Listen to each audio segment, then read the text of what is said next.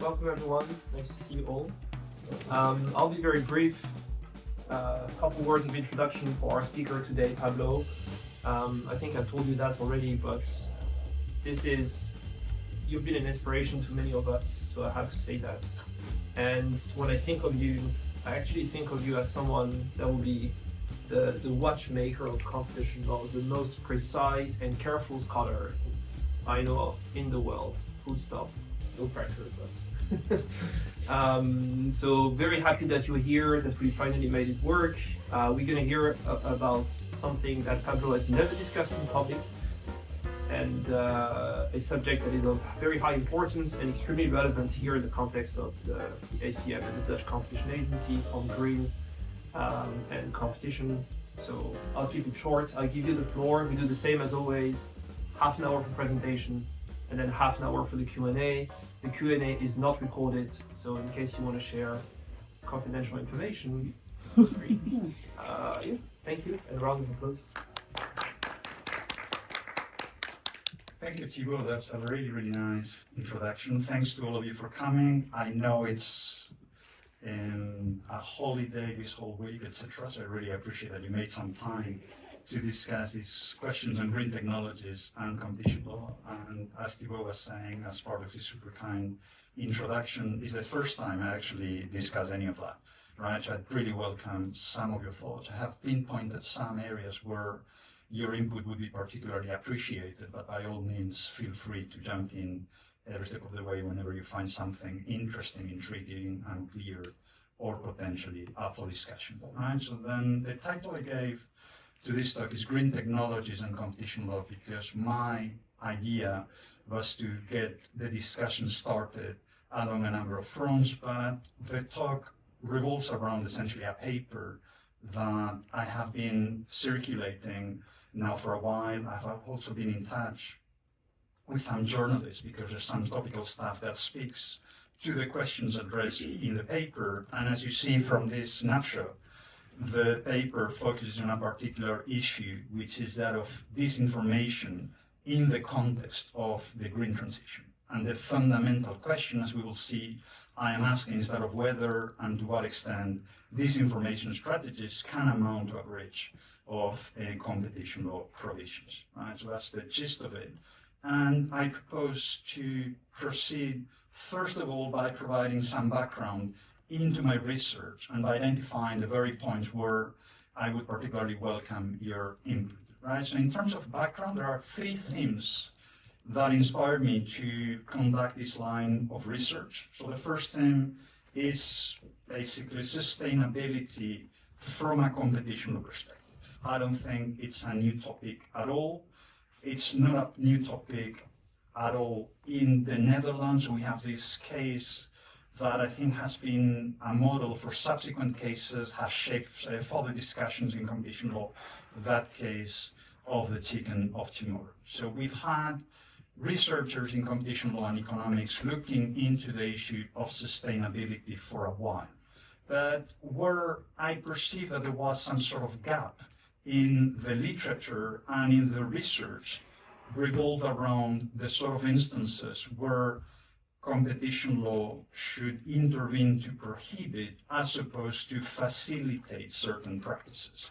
If I go through the literature, and perhaps we can build on that in the subsequent discussion, but I guess Thibaut will agree with me, most of the literature, if not all of the literature, revolve around the ways in which competition law could be rethought, reshaped, reconsidered with a view to promoting sustainability practices, right? So in a way, the background was competition law could be an obstacle to the promotion of sustainability initiatives, and research was there to provide insights as to how to address any potential clash from that perspective. My research, by contrast, tries to do something else, something that complements this body of literature, namely the identification of instances in which competition law should come into play or could come into play in order to prohibit certain practices that would hinder sustainability initiatives, right? So then those practices that would sort of prevent, hinder, or delay the rollout of green technologies, right? And I was surprised by this gap in a sense, right? Because you would think that this would be the primary focus of competition law researchers and even of competition authorities. But I believe to a significant extent, I think the literature has been shaped by what firms expected, wanted, or feared from competition authorities, which is why this gap has emerged in the literature. So I jumped on that and said, well, ask myself, what do we do about those practices where we could apply competition law, say, in a straightforward way? So it's not about reinventing or reshaping competition law in any way. It's more about sort of applying competition law in its traditional way, as generally understood, with a view to tackling some practices that are clearly anti-competitive. So that was part of the inspiration. The second point, where I'm coming from in terms of this paper, relates to the unusual dual mandate of the executive vice president of the European Commission, Teresa Rivera. Right? So then, when the new commission was announced in 2024, so some people realized, well, the competition commissioner for the first time doesn't have the word competition in its portfolio, right? Which sounded like a bit of a first, a bit of an unusual thing. And this is down to the fact that Teresa Rivera's mandate is a dual one. So there's the sustainability agenda, and there's also the competition agenda, which makes sense from my perspective, but has given rise to discussions. And some people were saying, well, is this even a coherent portfolio? Does it even make sense to have a competition commissioner who is also responsible for sustainability and the green transition? Can we make it work? And I guess my take is that, of course, it can work. It makes sense. And in a way, what I wanted to do is try to show how this could make sense. And it felt topical to do so because you may have followed that back in January, the European Commission organized a conference asking for ideas as to how to reconcile precisely this portfolio. We have competition on the one hand, we have the clean, just, and competitive transition on the other. How do we work together? What sort of action can we take that cuts across the two aspects of the portfolio? And in a way, tackling sustainability in the particular context I identify in the paper does the trick by and large, right? So then it sort of protects competition in a conventional way, but by doing so, it also promotes sustainability initiatives. From that perspective, it felt natural. And I think, if anything, the timing after the war in the Middle East has sort of raised the stakes in relation to sustainability and resilience matters. And so we've been talking about the resilience for a while, we've been talking about fossil fuel dependency in Europe for a long while, etc. And what we see whenever there's a crisis of this type is that some disinformation strategies come back in order to hinder the decarbonization of the economy and the green transition at large, right? So in this particular context, when we see some discussions going back on sort of the need to relax regulations, the need to promote the extraction of fossil fuels, and so on, I think it feels even more necessary to start a conversation along these lines, right? And the third point of inspiration has to do with my interest in technology and innovation. Right? So then inevitably we all think about technology and innovation. Competition law, as you know, has changed on this front, etc. So competition law has considered is in a transition towards an approach that takes innovation, long-term issues more seriously, etc. So against that background, I thought this paper could make a contribution to these discussions along a number of fronts. One of the reasons, and I think Thibault will agree with me, is that whenever we think about technology, it's become almost inevitable to equate it with digital. And technology is much more than that, right? And I think as an expert in law and tech, like Thibault will know very well, and technology is much more than digital, right? But in the competition law arena, it has become almost inevitable to try and treat the two as synonymous, even though technology is about much more than digital. So in a sense, when talking about these green technologies, I wanted to expand or widen the discussion to cover all of these other aspects, right? And I think in that regard, I was inspired by some of the points made by Philippe Aghion, a part-time LSE Nobel Prize from last year, where I think he made a point that is at the heart of what I intend to discuss today, right? So Philippe Aghion said or mentioned the paradox that we see in our economies, whereby incumbents will try to rely on some of the rents in order to hinder technological evolution, and this presents a challenge for policymakers in general and for competition authorities in particular. And that, in a way, is the topic of the presentation I want to give today, right? So I tried to identify an area where we see very obviously incumbents trying to take active methods or active aims at sort of preventing the rollout of new different technologies, and how competition law can, in a way, very obviously tackle those practices if competition authorities choose to focus on them, right? So then against that background, my key points are the following, right? So then the first point is to examine this information through a competition law lens. The second point I wanted to identify is sort of the constituent elements of the infringement. We don't have disinformation cases in competition law as such, but I think we have a body of precedents from the case law and the administrative practice that provide a basis through which we can tackle disinformation strategies. And then my third and wider ambition is just to place these information strategies in the wider context and look at that not so much from the law perspective, but also from a policy perspective, right? So those are my goals. And the questions I have for you are the following.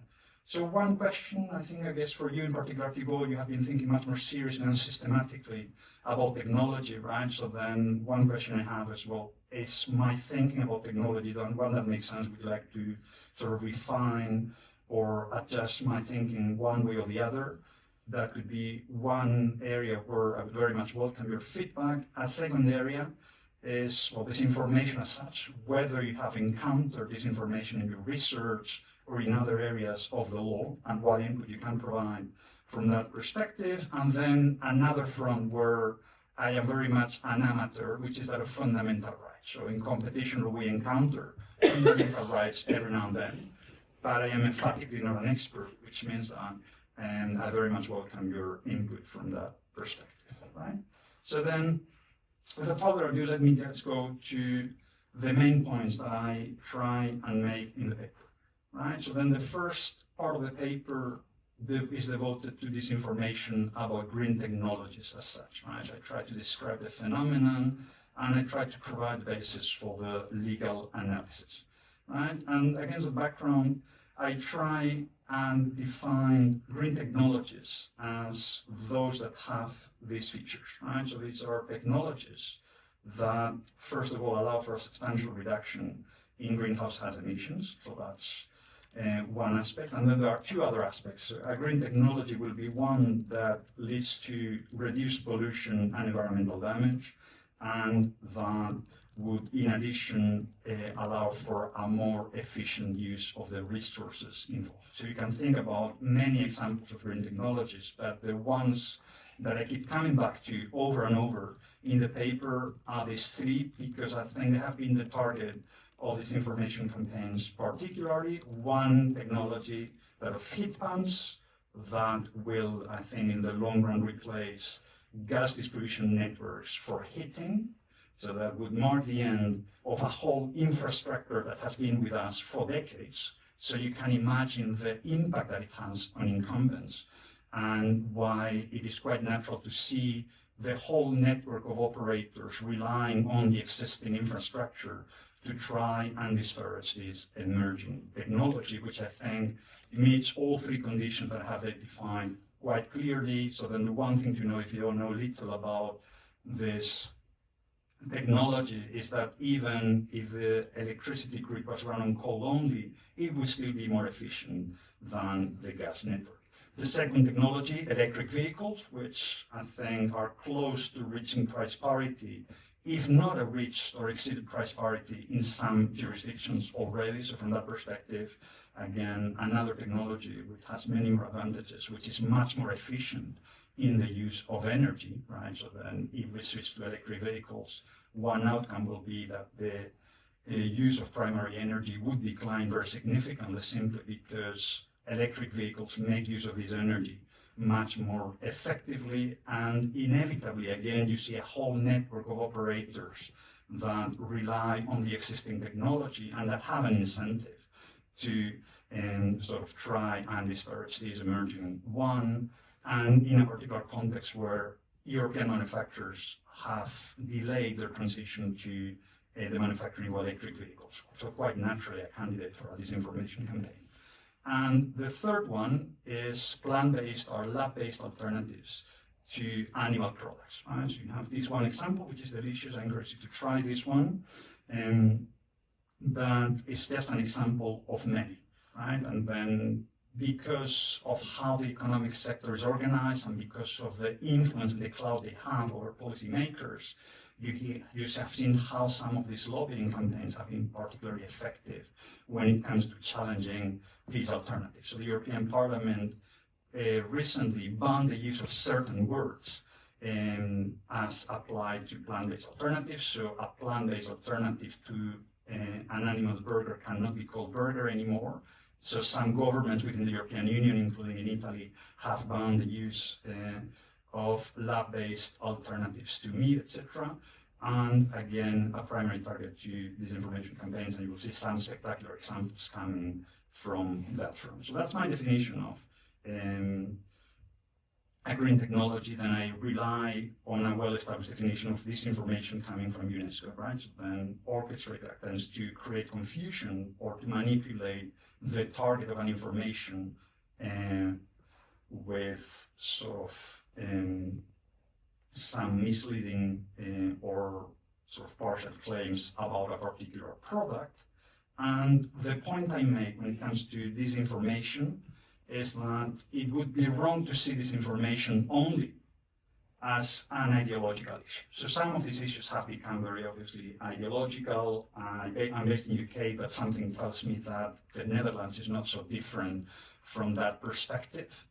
But beyond the ideology, I guess this is one of the claims I make, coming back to competition law, is that disinformation is a perfectly rational strategy for the incumbent in a given sector, which takes me back to the quote by Philippe Aghion I was alluding to before. If you are an operator, you're an incumbent, say you're exploiting the gas distribution network, or your living depends on the gas distribution network running and so on, it is rational for you to try and disparage a new entrant, a technology that is superior to the existing one and that will over time replace that particular technology, right? So from that perspective, it's the sort of behavior that you would expect, and it's the sort of behavior that quite naturally falls within the scope of competition law. So from that perspective, the question I ask myself mostly is, well, why didn't this happen before? Why didn't ask ourselves the question of what to do about this information about green technologies when it is such an obvious candidate for a competition law infringement? So this is what got me started. And when it comes to this disinformation campaign, I tried to break down in the paper the different ways in which a disinformation campaign can be followed. So I tried to break down the strategies along 3 dimensions. I will not go into the details now, because I think it makes more sense to leave that for the Q&A, but let me just give you a flavor of how I organize these different strategies in the paper.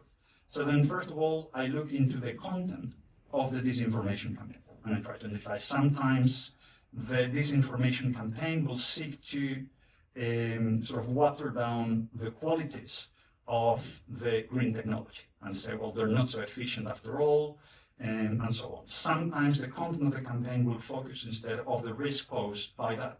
The car may catch fire.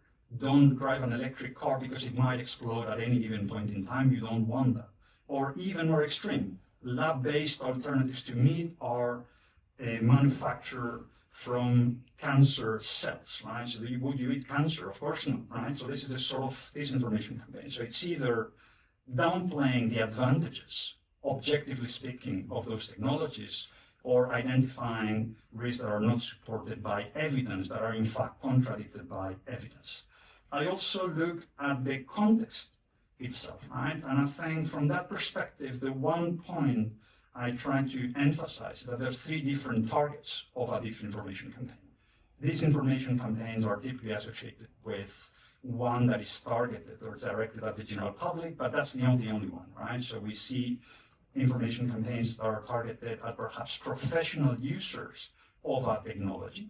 Say, for instance, agricultural producers or farmers telling supermarket chains, don't buy these lab-based or plant-based alternatives to meat because they're fraught with risk. And a third target, in addition to the end users and the professional users, would be the public authorities themselves, right? To try and argue before regulators that certain technologies are problematic, that heat pumps don't work all that well, that people are going to freeze in their homes and so on. So then you'd rather stick as a responsible public authority, would rather stick to gas because it's the one thing that works. But you can also emphasize before a public authority the tragedy that will come with sort of decommissioning the gas network and rolling out heat pumps across the board with all the consequences that would follow. Right? So that's the context, the three different targets, if you like, of the disinformation campaign. And the third thing I do is identify the different strategies that can be followed. Right? From that perspective, I will give you some examples later. But just to say the word, sometimes there's a disinformation campaign that is run by a trade association. And you would say the trade association of, say, gathering together farmers or gathering together the car manufacturers and so on. They might start a disinformation campaign. Sometimes the campaign will rely on academic or pseudo-academic institutions like think tanks. And there will be a particular incumbent or set of incumbents that will rely on a think tank in order to produce pseudo-research trying to identify some non-existent risk in green technologies or trying to downplay some of their advantages. And then what we see as well, the third strategy, and I can build on that later, is just to rely on freelancers or influencers. And so this is something that we see rampant across the board, and as well how some of these very well-oiled and coordinated campaigns seek or rely on these influencers online in order to disseminate some of their messages. Right? So some strategies, if you like, are purely horizontal, and some strategies are vertical in the sense that they involve operators at different levels of the value chain and with different roles within the campaign. And so that's something that I do, and then I identify the competition risks of this, both from a static and from a dynamic perspective.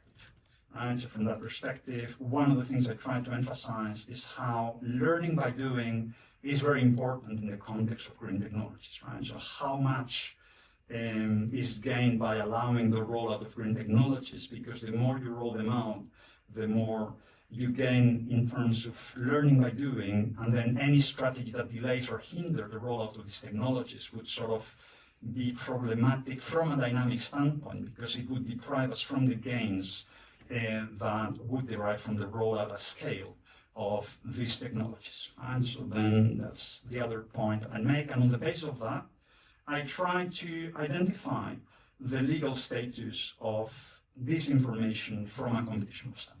I try to say, well, this is a disinformation campaign, this is what a disinformation campaign looks like, this is the harm we might expect from a disinformation campaign. Do we have the toolkit to address all of this from a competition perspective? To which my answer is, say, yes, very obviously. We have some precedents that are not strictly speaking about disinformation, but that touch upon the very issues on which a disinformation campaign revolves. So one of them, or one set of cases, relates around misleading representations before authorities. So I mentioned a precedent here being AstraZeneca, a very obvious one, and then a more recent line of case law and administrative practice which is about the disparagement of competitors, how some pharmaceutical companies have been actively disparaging generic alternatives to their product.